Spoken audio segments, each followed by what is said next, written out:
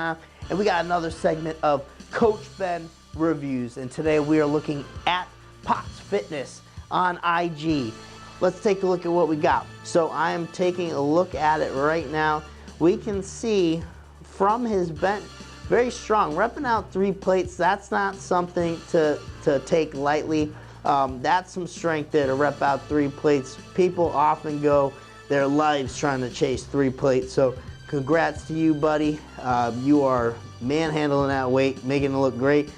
In terms of the technique, we are not seeing his full setup. That is something that I usually like to break down because if you've been following us, you know most of the magic happens on that setup. That's 80% your bench, how you're setting up, how you're getting that activation, how you're creating position.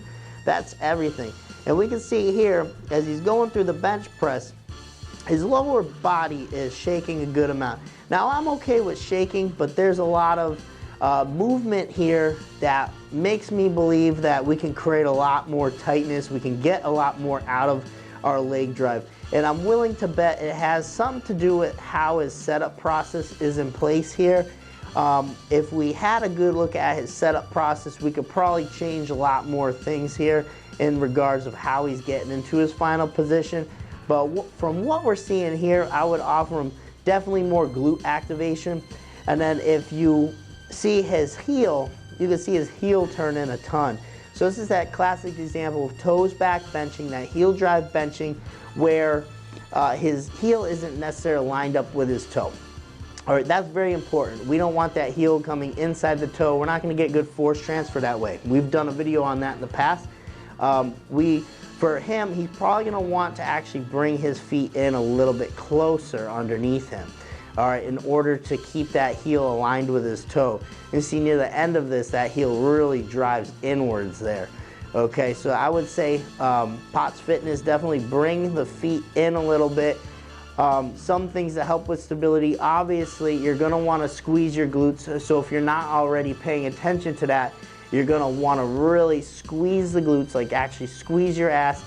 You're going to want to drive the knees out. You're going to want some kind of outwards hip tension.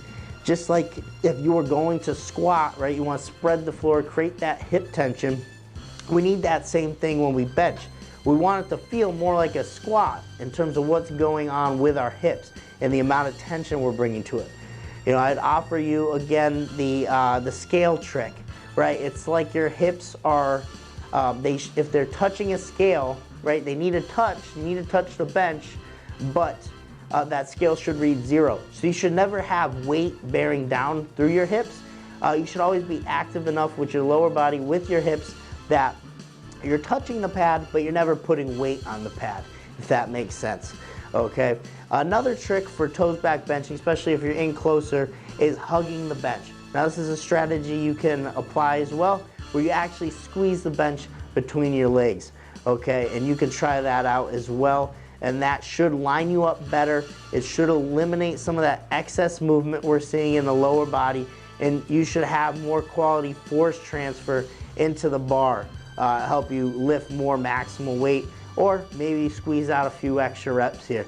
All right, so at Potts Fitness, thank you for submitting your video. Guys, please DM us your video, include the full setup to be included in Coach Ben Reviews YouTube segment. I'll catch you guys on a bench. Thanks for watching. Make sure you subscribe to the channel over here.